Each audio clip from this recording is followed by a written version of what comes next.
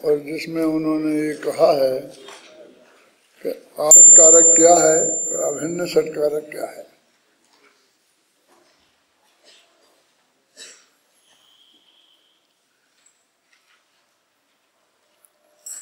एक तो कारक, जो क्रिया के प्रति जिम्मेवार हो उन्हें कारक कहते हैं।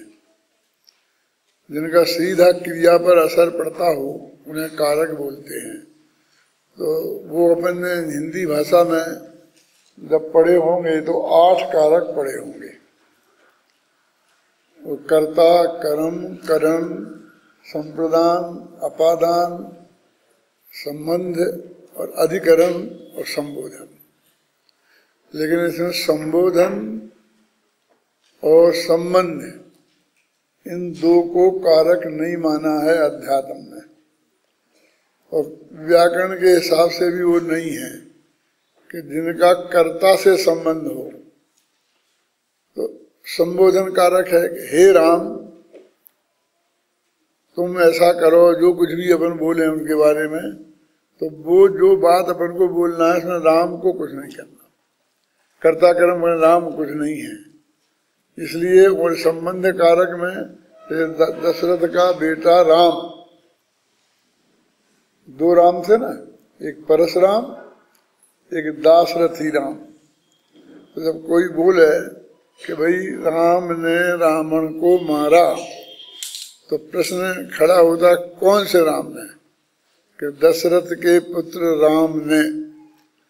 तो मारने रूप जो क्रिया हुई, रावण के मरने रूप क्रिया हुई, उसमें दशरथ का कुछ भी योगदान नहीं है। जो कुछ भी हुआ वो राम में हुआ है।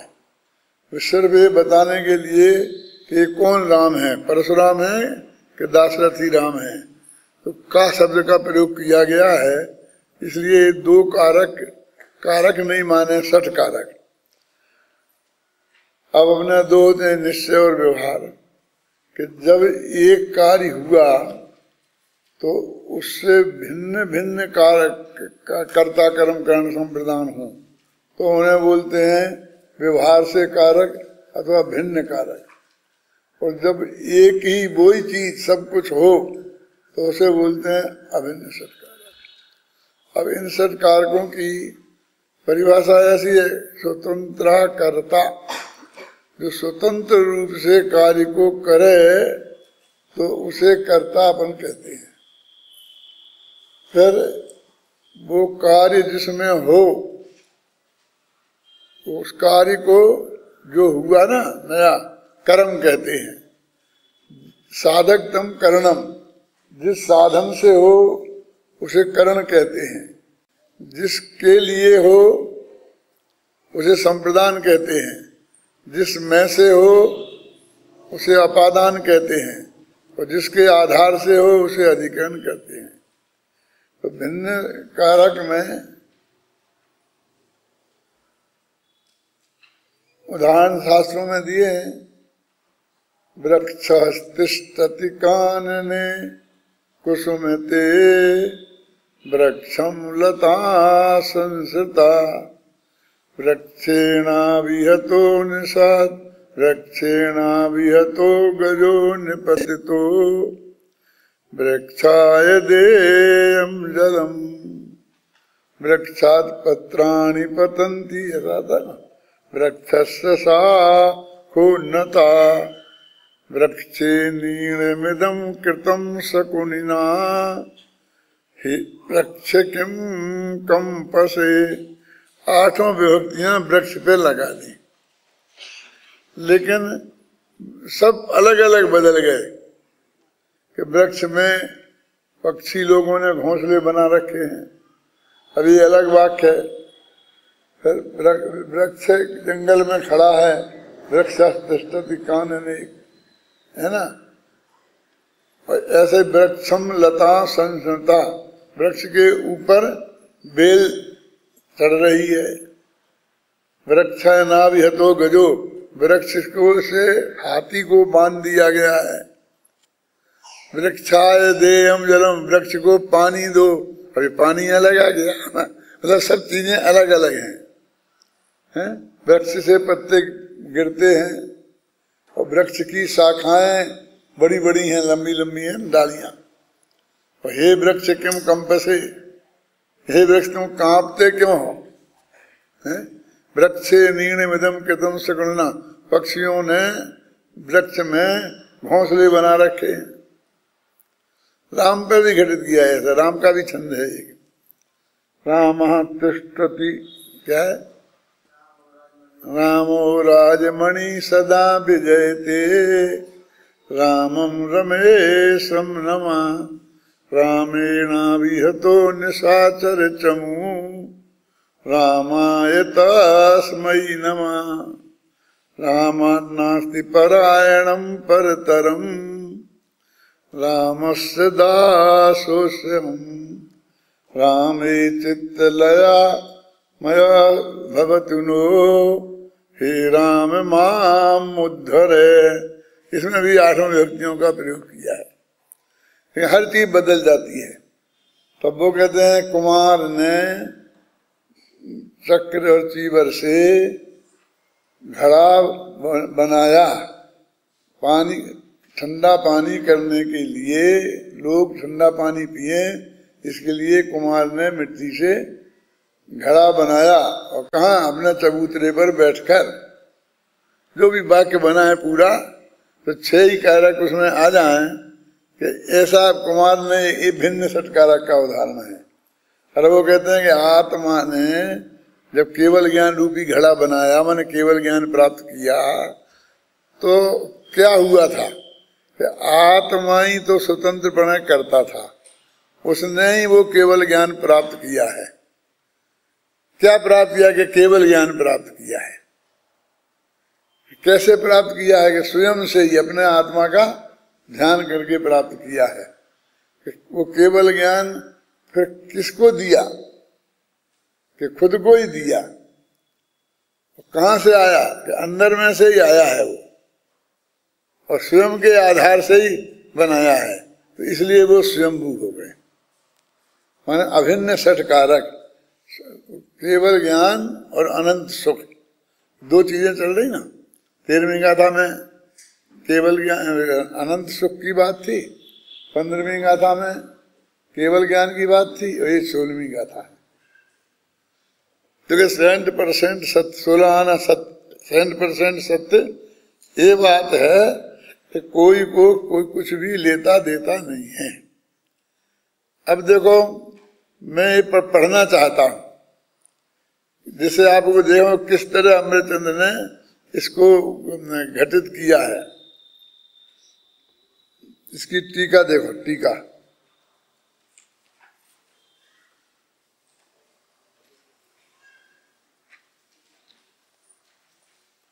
शुद्धोपयोग की मिल गया, पेज नंबर 23 पर प्रवचन शास्त्र में। शुद्धोपयोग की भावना के प्रभाव से समस्त घाती कर्मों के नष्ट हो जाने से जिसने शुद्ध अनंत शक्तिवान चैतन्य स्वभाव प्राप्त किया है, ऐसा यह पूर्वोक्त आत्मा, जिस आत्मा की बात चल रही है, उनको अनेक विशेषण लगा करके उन्होंने यहाँ कहा है, लेकिन कर्ता आत्मा है। माने वाक्य का कर्ता आत्मा है। क्या किया? देखिए, अपन ने इसमें नंबर डाल दिए, तुम्हारी किताब में नंबर डाले। शुद्ध अनंत शक्ति युक्त, ये हर नंबर के बाद आपको ये शब्द मिलेगा, शुद्ध अनंत शक्ति युक्त। 1 नंबर पे देखो, 2 नंबर पे देखो शुद्ध अनंत शक्ति युक्त, 3 पे देखो शुद्ध अनंत शक्ति युक्त, है ना। 4 नंबर पे भी देखो शुद्ध अनंत शक्ति युक्त, फिर 5 नंबर पे शुद्ध अनंत शक्ति रूप, युक्त कहो रूप कहो, और फिर 6वें पे शुद्ध अनंत शक्ति युक्त। माने एक शब्द शुद्ध अनंत शक्ति युक्त है, हर एक कर्ता कर्म कर्ण संप्रदान सब में लगाया। तो मतलब की बात उन्होंने ये कहा कि शुद्ध अपनी जो अनंत शक्ति का स्वभाव है, उसने स्वतंत्र रूप से ये शुद्धोपयोग किया, मतलब जिससे जो केवल ज्ञान की प्राप्ति हुई। सर्वज्ञता जो उनने प्राप्त की, वो अपने शुद्ध अंतः शक्ति से प्राप्त की। हर एक में ये शब्द उन्होंने आपस से जोड़ा कि उसका कर्ता भी यही है, कर्म भी यही है, करण भी यही है। और इस तरह से कर्तृत्व, जिसने कर्तृत्व के अधिकार को ग्रहण किया है, ऐसा वह आत्मा कर्ता। फिर शुद्ध अनंत शक्तियुक्त ज्ञान रूप से परिणमित होने से स्वभाव के कारण जो स्वयं ही प्राप्त होने से कर्मत्व का अनुभव करता हुआ, ऐसा आत्मा, ऐसा हर एक में लगाते जाना। प्राप्त होता है वो कर्म होता है, स्वतंत्र रूप से जो करे वो कर्ता होता है। और साधन देखो, शुद्ध अनंत शक्तियुक्त ज्ञान रूप से परिणमित होने के स्वभाव से स्वयं साधकतम होने से कर्णत्व को धारण करता हुआ। इसमें कुछ नहीं है, ये इतना ध्यान रखना है। एक तो जिसकी भी बात कर रहे वो करने में समर्थ से शक्ति युक्त है, एक बात तो एक ही है। और दूसरी जिस कारक की बात कर रहे उस कारक की परिभाषा दे दी, स्वतंत्रता कर्ता की दे दी, साधकतम करण की दे दी। इन दोनों को जोड़ के और फिर ये कह दिया कि इस तरह से उसने ये चीज प्राप्त की। मैंने एक बिल्कुल सिस्टम से उन्होंने वो चीज बनाई है। आप वो सिस्टम आपके ध्यान में आ जाए तो आपको बिल्कुल रटने की जरूरत नहीं है, बिल्कुल ख्याल में आ जाएगा। आपको कर्ता कर्म के जी आते ही हैं और वो अपने आत्मा के पुरुषार्थ से हुए हैं। दो विशेषण कम लगेंगे कि ज्यादा लगेंगे, उससे कोई खास फर्क पड़ने वाला नहीं है। असली बात तो ऐसी है, जैसे देखिए जितने ये पुराण शास्त्र है ना, ये रविसेनाचार्य ने, जिनसेनाचार्य ने संस्कृत भाषा के छंदों में लिखे थे। और फिर जब हिंदी में इनके अर्थ लिखे गए, फिर वचनकाएं लिखी गई, तो वचनकाओं में खासकर दौलत राम कासरीवाल वगैरह जैसे जो लोग थे ना, इनने एक बहुत बढ़िया सिस्टम अपना विकसित किया। दादा आपने देखे होंगे जब आपने वो पढ़े कि उन्होंने कहा कि पहले कर्ता खोजा, कर्म खोजा, करण खोजा, क्रिया खोजी। अब वो वाक्य तो है 10 लाइन का, लेकिन 4 चीजें खोज ली और उन्होंने पहले ही कह दी अलग से कि रामचंद्र जी सीता जी सो कहते भई। ये उन्हीं की भाषा है। फिर उनके विशेषण के कैसे हैं रामचंद्र जी, कि पिता की आज्ञा को पालन करने के लिए उत्सुक हैं। अंदर से सुबह राज्य तिलक होना था और अब वनवास हो रहा है तो भी साम्य भाव के धारक हैं। और कैसे हैं रामचंद्र जी, तो फिर उनके जितने विशेषण हैं वो और कैसे हैं और कैसे हैं करके वो बताएंगे। फिर कहेंगे सीता जी से कहा ना, तो कैसी हैं सीता जी, कि जनक की पुत्री हैं, अत्यंत सौम्य भाव को धारण करने वाली हैं, पति परायणा हैं। और वो जितने जितने वो कैसी हैं कैसी हैं, हर बार ऐसा बोल के और कैसी हैं सीता जी, और कैसी हैं सीता जी। फिर अच्छा सीता जी हो गई। फिर कहते भये, तो कैसे कहते भये, तो अत्यंत उत्सुक होके कहते हुए, एकदम वैराग्य भाव लिए हुए कहते हुए, अत्यंत गंभीरता पूर्वक कहते हुए। और कैसे कहते हुए फिर वो कहने के जितने विशेषण हैं उन्हें कहेंगे। इस तरह से पूरे पुराण लिखे गए। तो कहानी अभी पुराने लोगों को पढ़ने की आदत पड़ गई थी, वे समझ भी लेते थे। अब मैं आपसे बोलता हूँ आप शास्त्री हो, अब मैं आपको ये सिखाना चाहता हूँ, आपको उसके आधार से अनुवाद करना है। वो पुरानी हिंदी से नई हिंदी में लिखना है। तो आप क्या करेंगे? मैं स्टाइल मैं सबकी स्टाइल निकालता हूँ। जैसे वे कहानियां कैसी लिखी, एक समय विपुला चलती, वहां भी उनने ऐसी लिखी, उनने ऐसी लिखी, किस तरह लिखी। अब उनके अनुवाद करना है तो क्या करना चाहिए कि वो सब कर्ता कर्म करण निकाल कर उन विशेषणों को फिर क्रम से व्यवस्थित लगाना चाहिए कि रामचंद्र जी कहते हैं तो रामचंद्र जी के विशेषण सब अत्यंत धीर, गंभीर, पिता की आज्ञा पालन करने में तत्पर हैं, माँ बाप की सेवा करने में तत्पर। राम अत्यंत विनयशील और ऐसी ऐसी सीता से कहते भये, अत्यंत विनम्रता पूर्वक कहते। माने वो सारे जो विशेषण उनने और कैसे करके लिखे थे, उनको यथा व्यवस्थित वाक्य के अंदर ले आओ। अब वो पूरा एक वाक्य बना दो, वो तुम्हारा वाक्य 4-6 लाइन का बन जाएगा। अब कहाँ कॉमा लगाना, कहाँ सेमीकोलन लगाना, कहाँ फुल स्टॉप लगाना, फुल स्टॉप लगाता ही वाक्य खत्म हो जाता है। तो जब तक वाक्य खत्म नहीं होगा तब तक फुल स्टॉप तो आप लगा ही नहीं सकते हो। अब बीच में जो कॉमा, सेमीकोलन वगैरह जो भी लगाए जाते हैं वे वहाँ लगाएंगे। और भी बहुत सी विधियां हैं उसमें। अब वो कभी बैठे, मान लो कोई बात बीच में कहनी है तो अब क्या करें, उसे कैसे घुसेड़ दें उसके बीच में। तो हम आड़ा डैश लगा करके वो बात को कह देते हैं, और जब वो बात खत्म होती तो हम फिर आड़ा डैश लगा कर फिर आगे वाक्य को बढ़ाते हैं और पीछे से जोड़ते हैं वाक्य को। फिर वो तो बीच की बात अलग सी से हम कह देते हैं।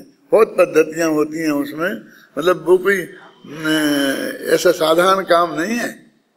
एक वाक्य लिखना भी अभी MA पास कर लेते हैं और नहीं आता उन लोगों को। यानी लिख तो लेते ही हैं, लिखते तो हैं ही, लेकिन वो किस विधि से रटे रटाए लिख दिए, लेकिन किस विधि से वो वाक्य का निर्माण होता है उसका पता नहीं होता है।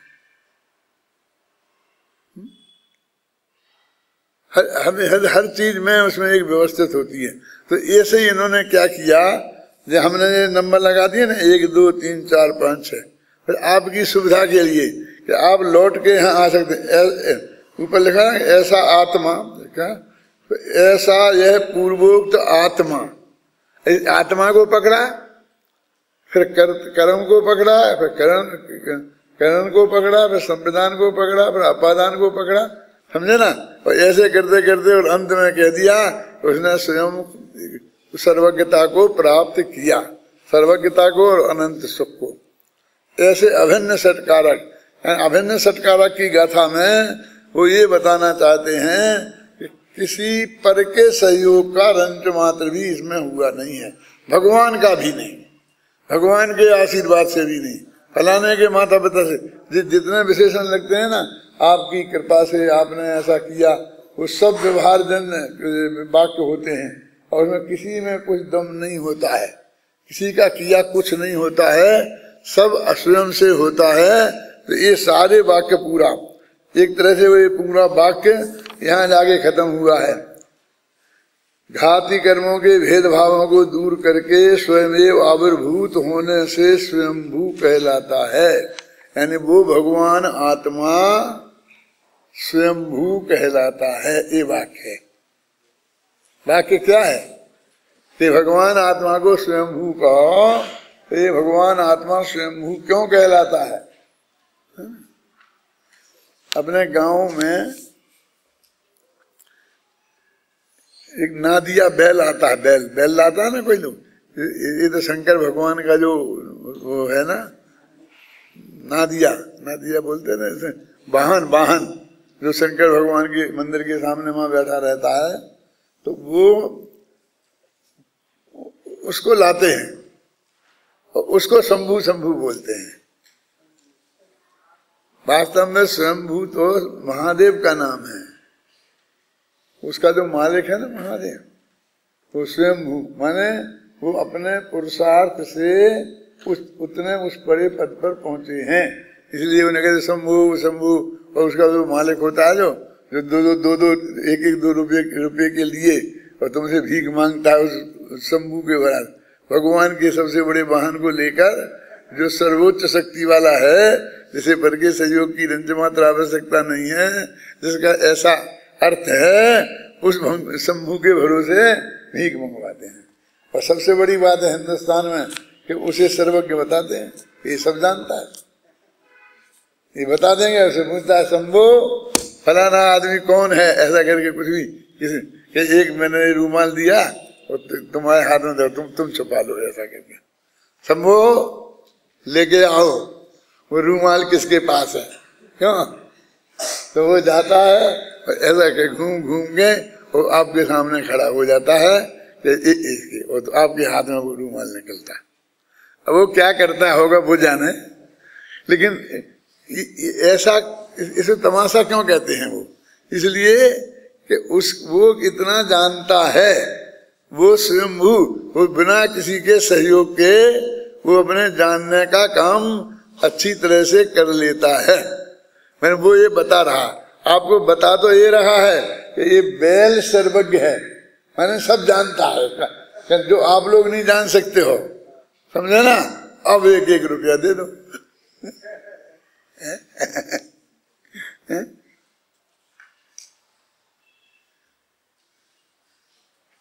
कितनी अटपटी बात है। सचमुच मुझको, मैं ऐसा बहुत सोचता हूँ ना, तो इतना बड़ा विद्वान बना रहे जो गद्दी पे बैठ कर गणधर देव की वो सारी समाज को बताएं, तत्व ज्ञान बताएं। यानी कोई मुनिराज भी हो गया है और यदि उसको वो नहीं है, तो पहले के जमाने में भी विद्वानों को बुलवाते थे ना मुनिराजों को पढ़ाने के लिए। पंडित आशाधर जी थे, नाम सुना आशाधर जी का? वो उन्होंने आचार्य अमृतचंद को पढ़ाया था। अमृतचंद कौन? जय अपने,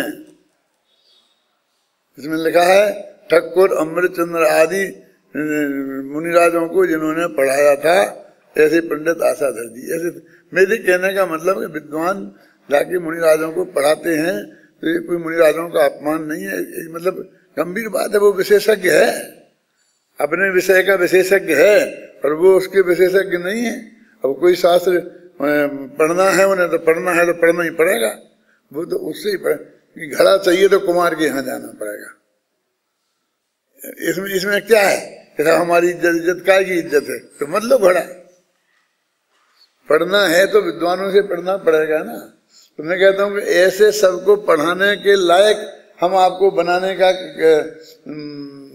गौरव अनुभव करते हैं। दम्भ करते हैं तो नहीं कहता हूँ, अपना अंदर अनुभव करते हैं, और फिर उनसे ये चाहते हैं कि दे जाके चंदा करें, अपील करें, पैसा मांगे संस्था चलाने के लिए। क्या वो वही शंभू नहीं हो? शंभू जैसा नाटक नहीं हो गया क्यों?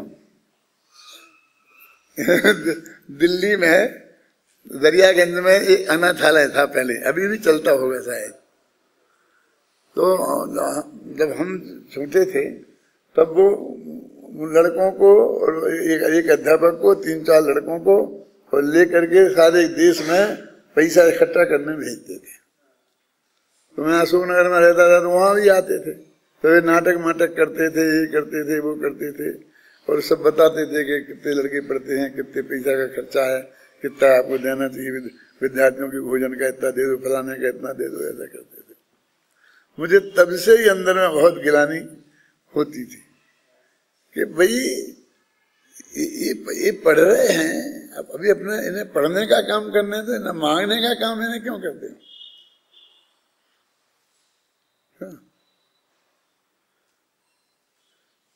यानी इनको वही हो गया ना, जैसे वो कुछ लोग हाथ पैर तोड़ ताड़ के बच्चों को मांगने को बैठा देते हैं और उनके पैसा इकट्ठा करके कहते हैं जैसे अरे तुम्हें मांगना, तुम्हें इकट्ठा करना है तो करो ना, तुम्हें मांगना है तो मांगो, अपील करो, तुम्हारी व्यवस्था करना है तो उसमें इनको बीच में क्यों लेते हो?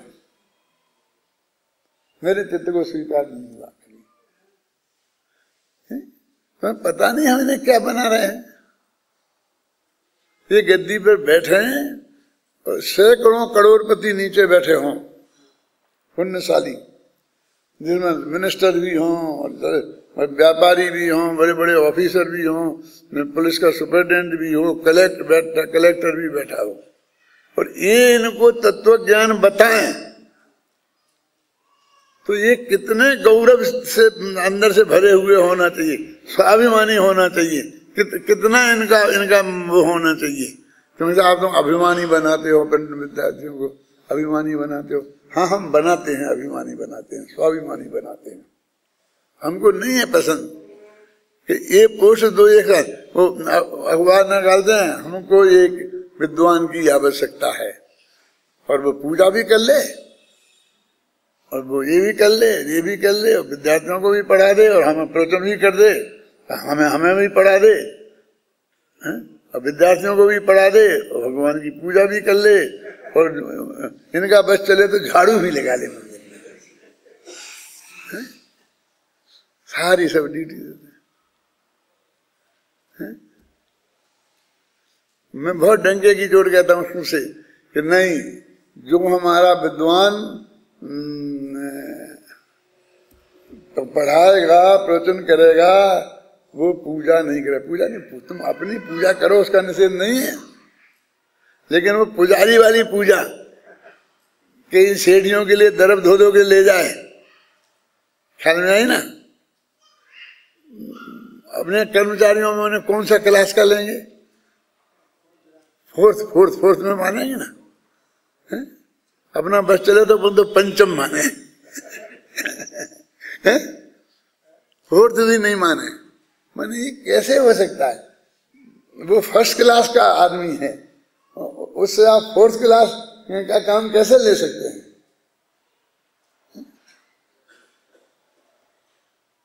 ये दो काम एक साथ नहीं हो सकते। कहते वो दिन भर क्या करेगा बेटा, खाली रहे। अरे खाली रहे चाहे जो कुछ रहे, सवाल इसका नहीं है कि उसे समय मिलेगा कि नहीं मिलेगा।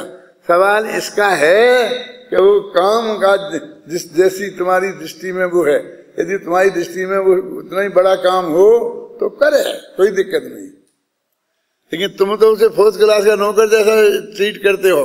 तुम्हारी दृष्टि में तो वो ऐसा है, ये किसी कीमत पर नहीं होना चाहिए, समझे ना। भूखे बैठे रहना, लेकिन ऐसा काम नहीं करना।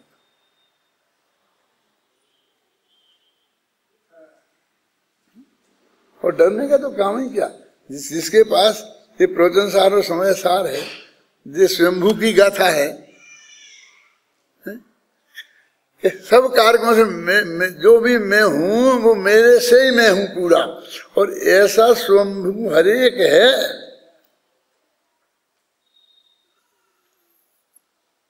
आगे तो 85 काय की 62वीं गाथा में तो राग में भी स्वयंभू है। राग में भी 6 कारक लगाओ अभिन्न, हमें राग भी किसी दूसरे ने नहीं कराया, उसका भी हम पूरी तरह से जिम्मेवार हैं। तो ऐसा ही भगवान आत्मा कहाँ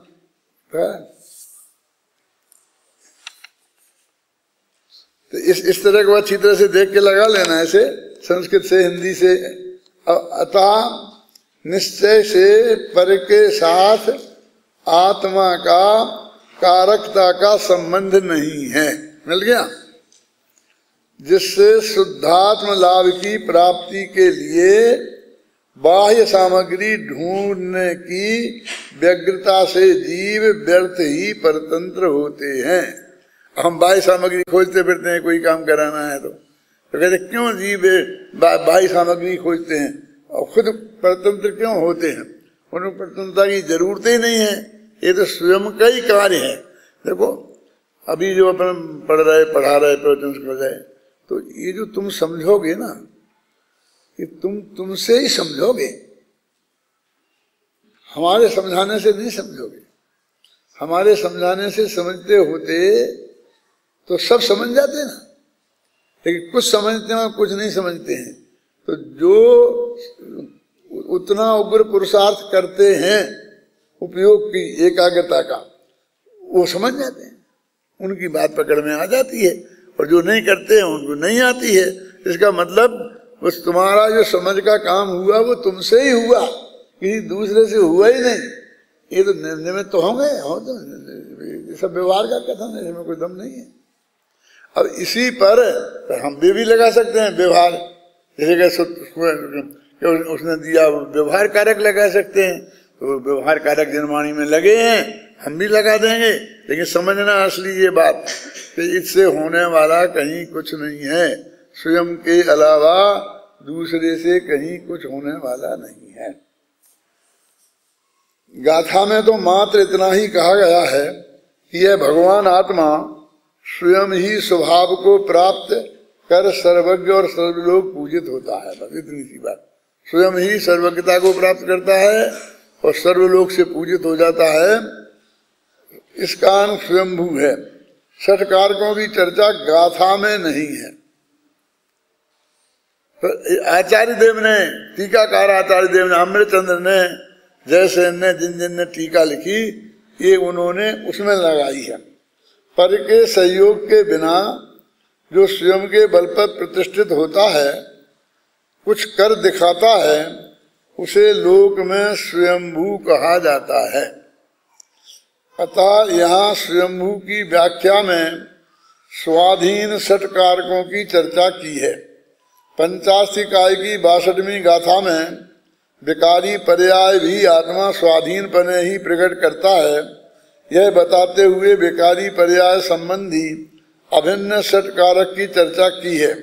और यहाँ प्रोचन सार की 16वीं गाथा में अनंत सुख और सर्वज्ञता रूप निर्मल पर्याय संबंधी अभिन्न छठ कारकों की बात की गई है। मूल बात यह है कि यह आत्मा स्वयं स्वभाव से तो भगवान है ही, पर्याय में भी भगवान स्वयं ही बनता है, स्वाधीन पने ही बनता है, पर के सहयोग के बिना ही बनता है। अतः सर्वज्ञ भगवान स्वयंभू हैं। ये स्वयंभू शब्द का अर्थ है सर्वज्ञता और अनंत सुख। कि दो ही बातें चल रही ना वहां। कल मैंने बताया था शायद कि ये दो अधिकार बंटने वाले हैं अभी आगे चल करके। एक पहले सम्यक ज्ञानाधिकार और दूसरा सुखाधिकार। सम्यक ज्ञानाधिकार में ये ना तो ज्ञान स्वभाव की चर्चा करने वाले हैं, न मति ज्ञानादि की चर्चा करने वाले हैं। उसमें सिर्फ केवल ज्ञान की, सर्वज्ञता की चर्चा करने वाले हैं। और सुखाधिकार में पंच इंद्रियों के विषयों के सुख की बात नहीं करने वाले हैं। वो बिल्कुल अनंत सुख, अतीन्द्रिय सुख है, उसकी बात करने वाले हैं। फिर वो इंद्रिय सुख और इंद्रिय ज्ञान की बात चर्चा कहाँ करेंगे? उस शुभ भाव अधिकार में। फिर वो वहां करेंगे और उसकी चर्चा करेंगे तो कोई उसकी प्रशंसा रूप चर्चा नहीं करना है। पहले ऐसा आरोप लगाया जाता था कि समय सार में निश्चय की बात है, व्यवहार की बात नहीं है।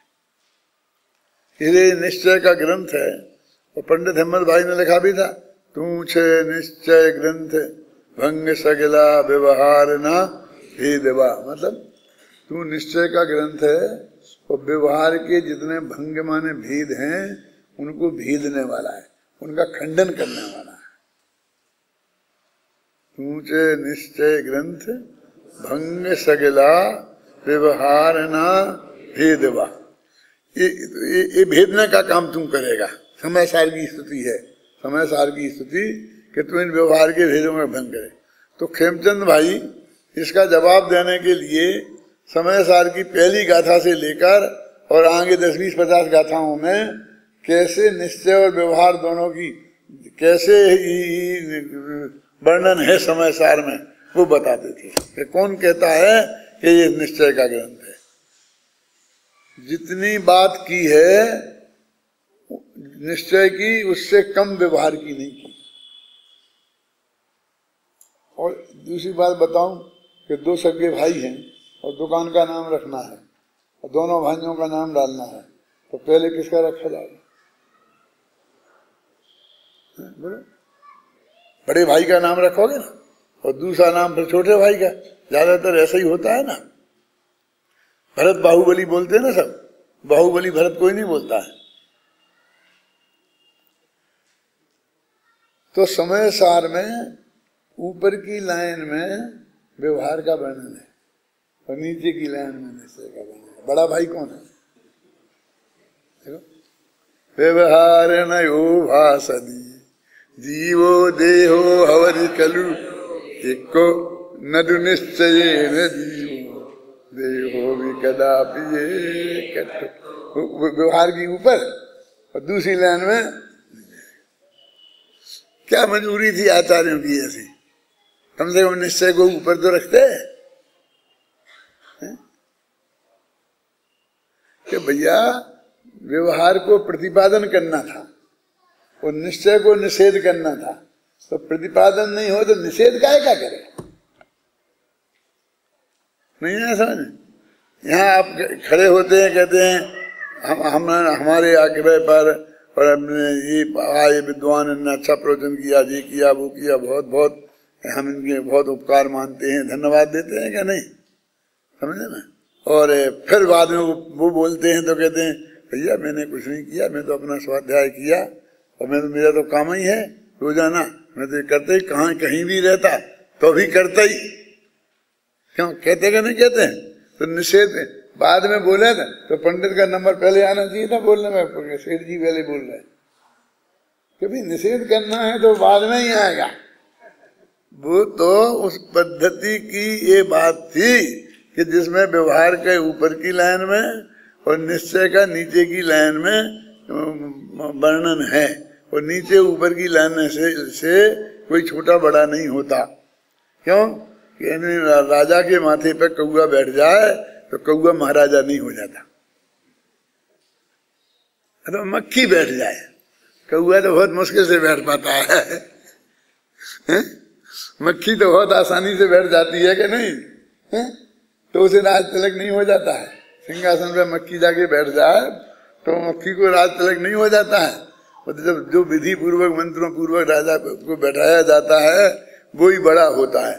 लेकिन वर्णन है तो फिर क्यों कहा जाता है कि तू छे निश्चय ग्रंथ हुई? इसलिए कहा जाता है कि उसमें महिमा उसकी निश्चय की बताई है, भूतार्थ वो है, उसके आश्रय से सम्मा दर्शन की प्राप्ति होगी है। क्या भूतार्थ के मुनिवरों प्राप्ति करें निर्माण की, यदि भूतार्थ के आश्रय मुनिराज लोग निर्माण की प्राप्ति करते हैं। तो इस तरीके से अपन कहाँ पर 85 इकाई की हुई, मैंने मैं भी विकार भी स्वतंत्रता है करता। मूल बात यह है कि आत्मा स्वभाव से तो भगवान है ही, पर्याय में भी भगवान स्वयं ही बनता है, स्वाधीन पने ही बनता है, पर के सहयोग के बिना ही बनता है। अतः सर्वज्ञ भगवान स्वयंभू है। तात्पर्य यह है कि प्रत्येक आत्मा स्वभाव से भगवान है, उसमें पर्याय में भगवान बनने की सामर्थ्य है। ये जो पहला वाक्य जो बताया ना, शक्ति युक्त लिखा ना, क्या था वो 6 दफे आया है जो, ये उसका बना बनने की सामर्थ्य है, ये उसका उसी का अनुवाद है। मतलब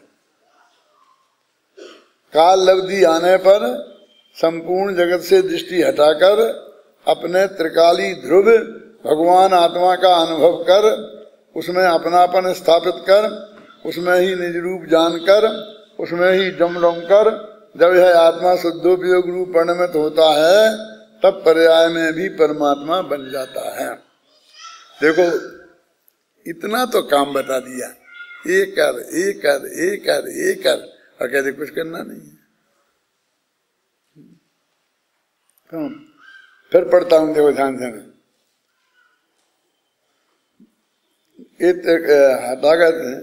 काल लब्धि आने पर, अब एक शर्त देखो कितनी होगी, अब कहते पराधीन नहीं है।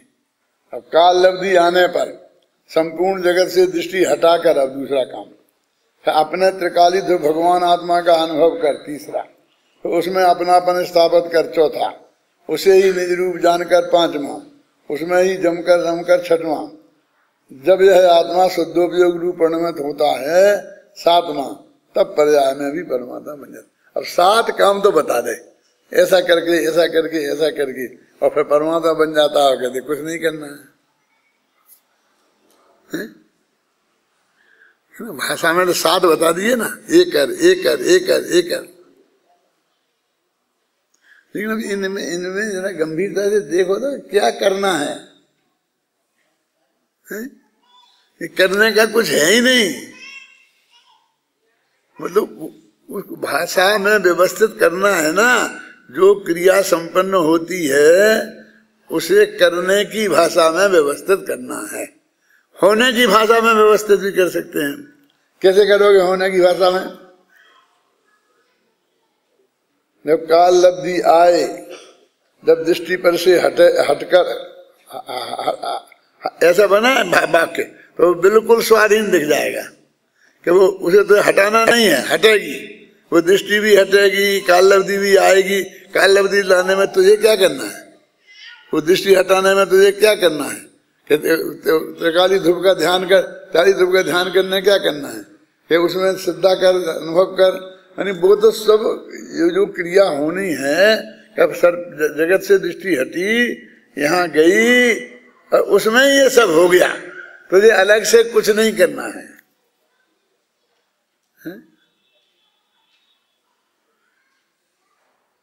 हम चाहें तो भाषा तो बहुत बड़ी बना सकते हैं ना, ऐसी कि सत्तू मनमत्तू, कब घोरे कब खाए, धान चट कूटी और पट खाई। बुंदेलखंड वालों की तो समझ में आई गई होगी ना, है? महाराष्ट्र की समझ में आई कि नहीं आई? हाथ उठाओ, मालूम तो पड़े कितना लोगों की में नहीं आई, तो फिर मैं बताऊं। नहीं आई? देखो दो काम है, अपन को खाना खाना है, तो एक तो आदमी कहते तुम हमारे पास सत्तू है इसे ले लो और अपनी भूख मिटा लो। एक कहता है ये धान नाम का एक अनाज होता है जिसमें चावल निकलता है, छिलके सहित चावल को धान बोलते हैं। धान ने तो बोलते पूरे अनाजों को। अब वो कहते दो में से क्या चाहिए बोलो? तो कोई समझाता है कि सत्तू ले लेगा तो कब घोरेगा कब खाएगा, बहुत दिक्कत है।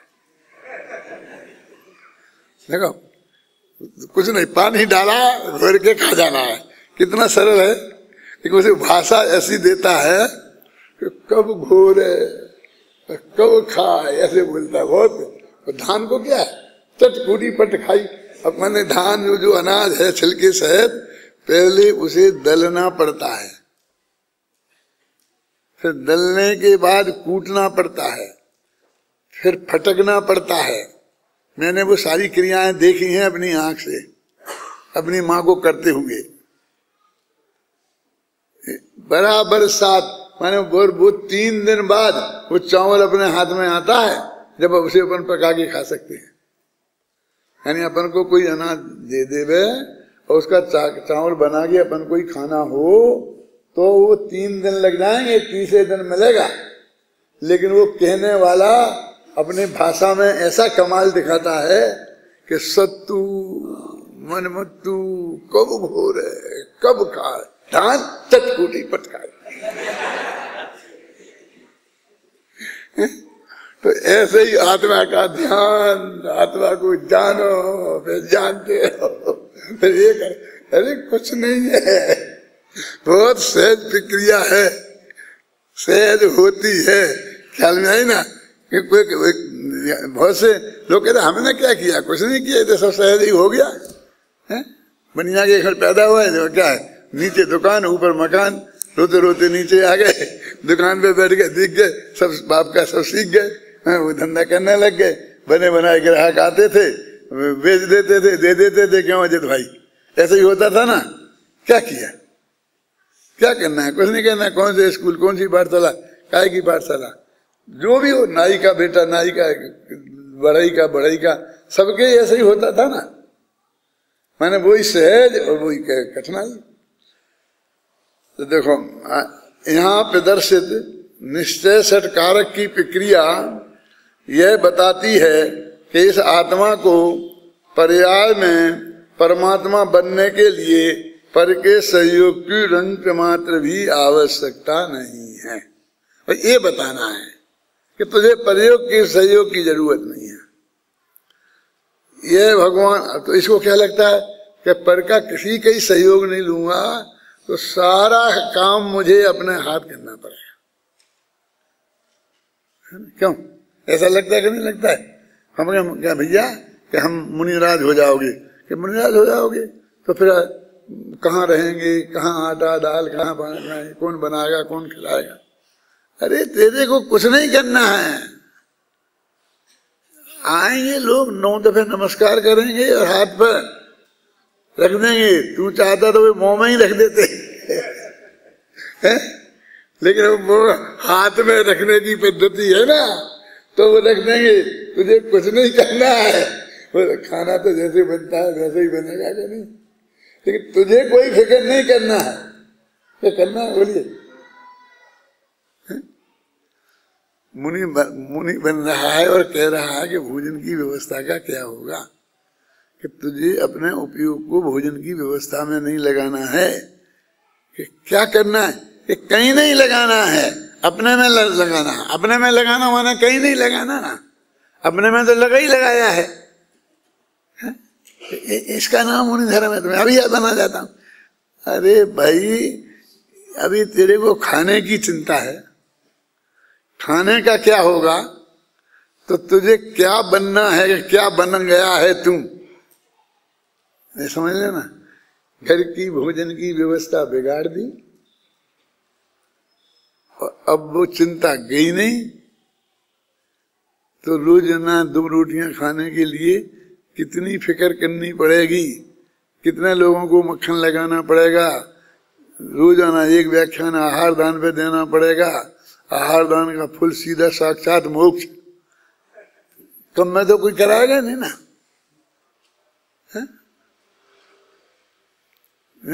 बताना पड़ेगा कि जिनवानी में कितना फेरफार करना पड़ेगा।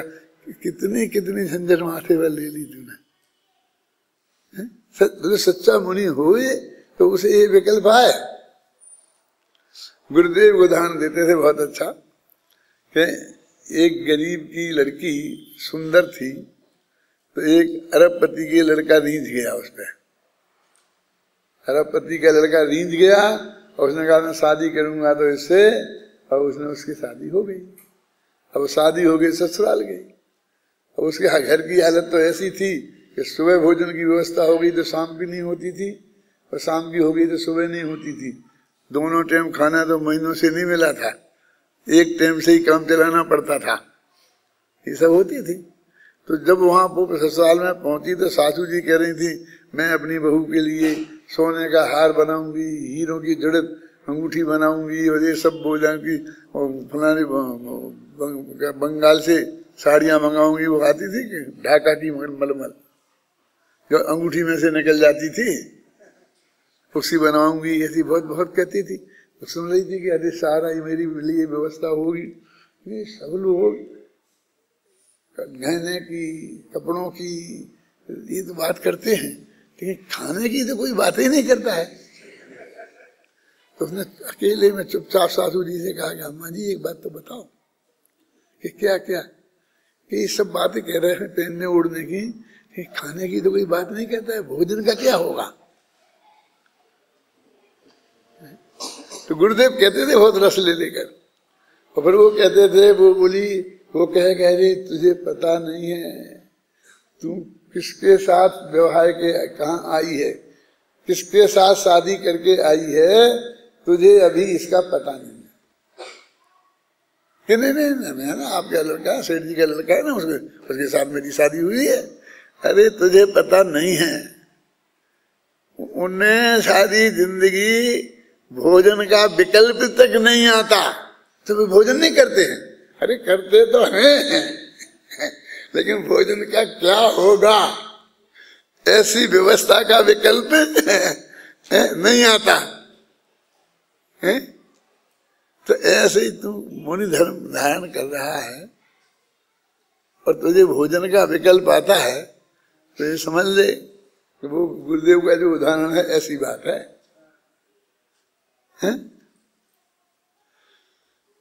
तो फिर मुनिराज भोजन नहीं करेंगे, आहार नहीं करेंगे। अरे भाई वो तो ठीक है, उन्हें नहीं करना चाहिए, लेकिन अपन 1000 आदमी करने वाले दूसरे होना चाहिए, तब उन्हें नहीं करना चाहिए। और कोई भी नहीं करे और वे भी नहीं करे, क्यों? ऐसा कहीं होता है? तुम 1000 खड़े हो जाओ, फिर हम कहें, फिर हम किसी आहार दान पे भाषण दें, फिर कहें ना तुम रोजी ने 100 चौकी लगे, हम तो एक शब्द ही नहीं बोले। क्या 100 चौके लगेंगे तो तुम एक शब्द नहीं बोलोगे, और नहीं लगेंगे तो बोलना ही पड़ेगा। ये तेरे को पता ही नहीं कि तुम किस अवस्था में को वर्ण कर रहा है, हैं? कि मुझे क्या करना पड़ेगा, तेरा सारा करना बंद करना पड़ेगा। धर्म करने के लिए तो धर्म तो करना पड़ेगा कि बेटा धर्म तो नहीं करने का नाम है, ये सारा करना बंद करना पड़ेगा, इसका नाम वास्तविक धर्म है। कोई विकल्प नहीं करने का, निर्विकल्प है ना, निर्विकल्प अनुभव। आत्मानुभूति केवल ज्ञान निर्विकल्प दशा में होती है ना, तो विकल्प नहीं करना पड़ेगा, इतना नक्की हो गया कि नहीं हो गया? है? अब भोजन का होगा क्या? तुम तो साहब बातों में टाल रहे, असली बताओ भोजन का होगा क्या? मेरे से पूछते हो मुनिराज इतने पवित्र भाव वाले हैं, अभी शुद्धोपयोग इतना ज्यादा होने वाला नहीं है, मोक्ष जाने की स्थिति बननी नहीं है, तो इतना सातिशय पुण्य उन्हें बंधना है कि रोजीना चक्रवर्ती का कटक जीम जाए, जहां वे खड़े हो जाएं और एक कौर जहां वे खा लें, तो उस चौके में चक्रवर्ती की सेना जीम जाए तो भी वो भोजन खत्म नहीं हो। इतना पुण्य बंधने वाला है तेरे को, और तुझे पुण्य बांधने का रंच मात्र भाव नहीं। क्या बात करते हो तुम? मुझे तो ये लगता है कि आहार नहीं मिलेगा, ये बात कहां से लाए तुम? क्या आदिनाथ को नहीं मिला था? वारे वाह, तुमने आदि पुराण ऐसा आदि पुराण पढ़ा है। कहाँ पाप है? कहाँ? जब से उसने लिया है, टोडरमल जी कहते हैं कि पाप का तो अस्तित्व रहा ही नहीं, अशुभ भाव का लिखा कि नहीं लिखा? तो उसे अनुकूल संजोगों के तो इतने ढेर लगने वाले हैं कि लाखों लोग जय के नारे लगाने वाले हैं, आगे पीछे डोलने वाले हैं, 100 लोग लगाने वाले हैं। आप समझे ना, कितना कितना पुण्य का ढेर, और पाप का है कहाँ? और हमारे दुर्भाग्य है, क्या दुर्भाग्य है कि हमारे मंदिरों में जितने ये चित्र लगे हैं, ये सब मेरे सिलेक्ट किए नहीं है, घबराना नहीं, क्योंकि मैं आया था उसके पहले ही लगे थे, तब से ही लगे। क्यों मैं ऐसा क्यों कहना चाहता हूँ? सारे हिंदुस्तान के मंदिरों में जो चित्र लगे हैं वो बस उन्हीं के 2-4 सिलेक्टेड हैं।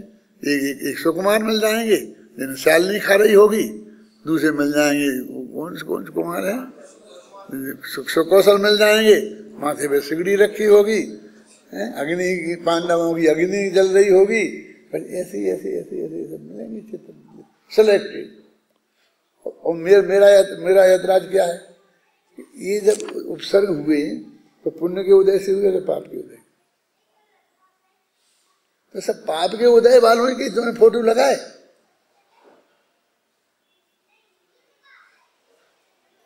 इनसे असंख्य गुणे ज्यादा ऐसे मुनिराज होते हैं, सुनना मेरी बात में, कि जिनके वो वर्षा होती है फूलों की, जिनके ऊपर कभी ऐसे उपसर्ग नहीं होते, 1 लाख में 1 नहीं होता ऐसा। क्योंकि 700 पुण्य के धनी होते हैं सब।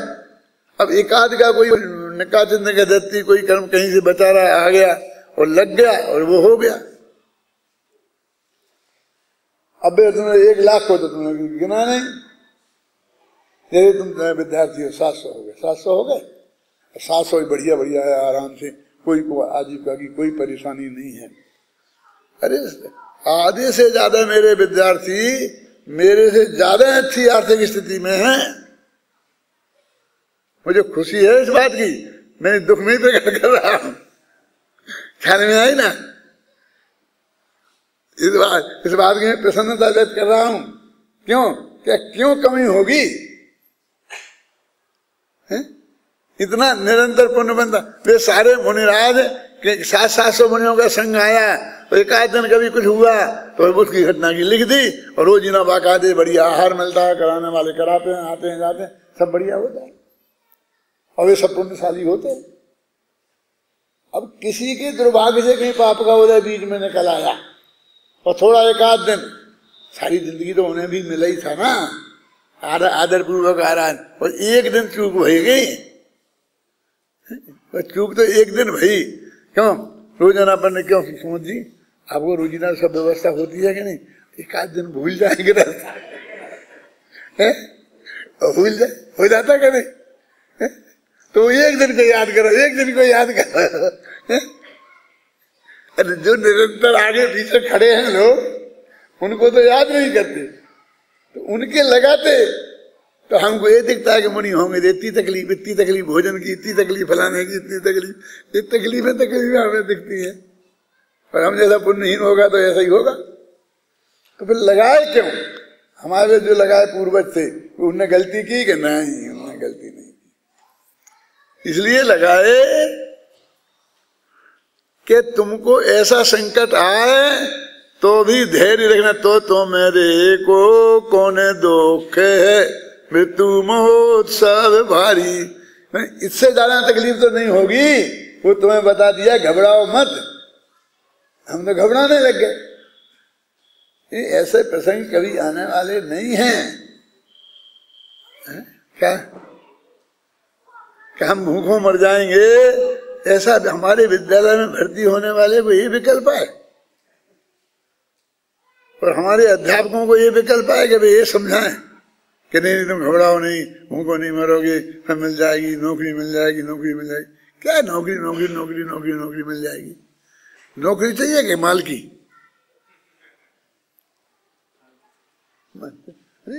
मालिकी की बात करो, तुम गद्दी पे बैठोगे, सम्राट बनोगी, सब आज्ञा में तुम्हारी लोग रहेंगे, मालिकी की बात करो ना।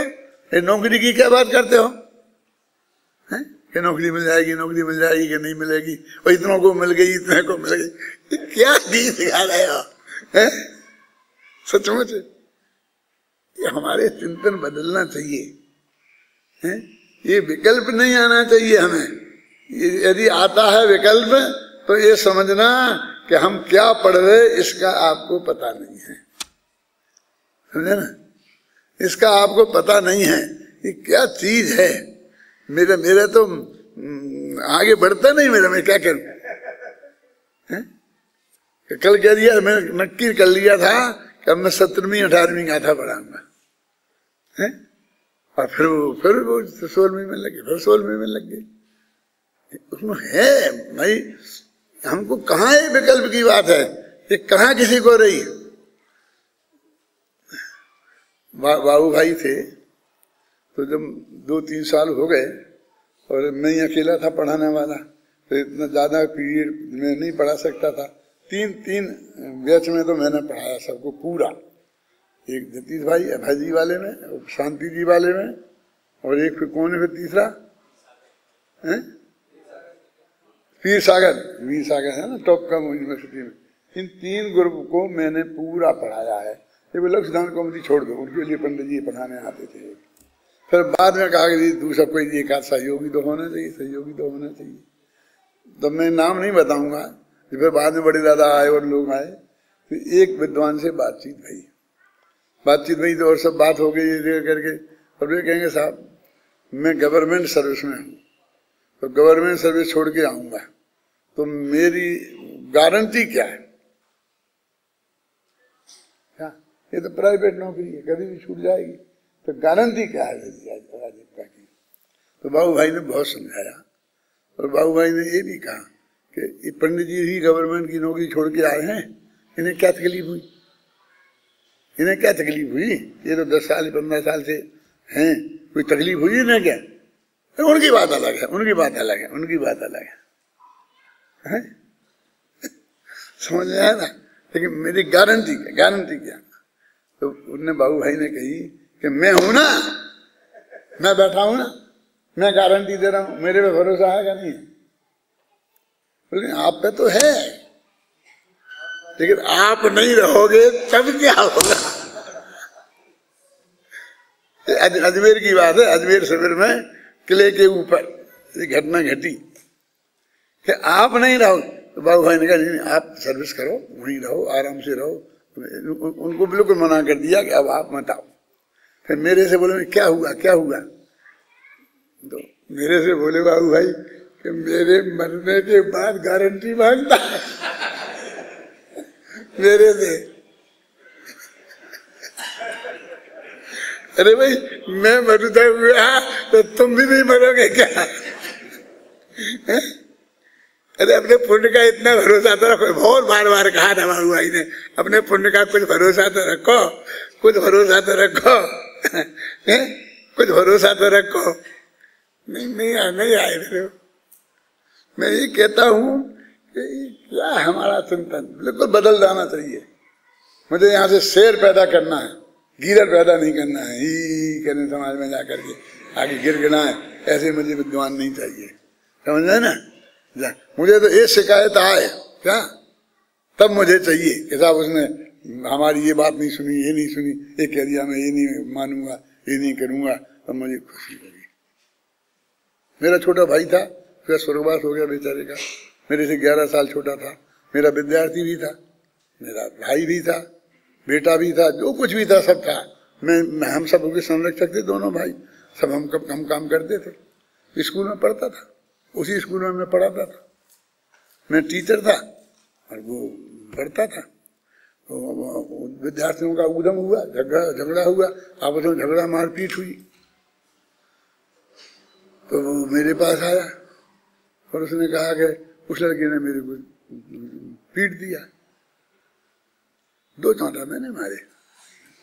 मैंने कहा तुम पिट के आया है मेरे पास? अरे तू चाल लगाता ना, क्यों आया मेरे पास? फिर कोई बात नहीं, फिर मैं अस्पताल में तुझे देखने आता। मैं जानता हूं तू चाल लगाता तो वो भी 8 लगाता। वो ताकत ज्यादा थी उसमें, तुम में कम थी। लेकिन अस्पताल में जाते ना तो मैं गौरव के साथ जाता कि मेरा भाई अस्पताल में भर्ती है। ख्याल में आया ना?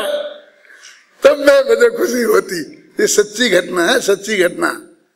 और फिर वो उसको ऐसा रंग चढ़ा, उसका ऐसा रंग चढ़ा कि उसने पुलिस वाले की मोटरसाइकिल लेके कुएं में डाल दी। सचमुच ये बात है।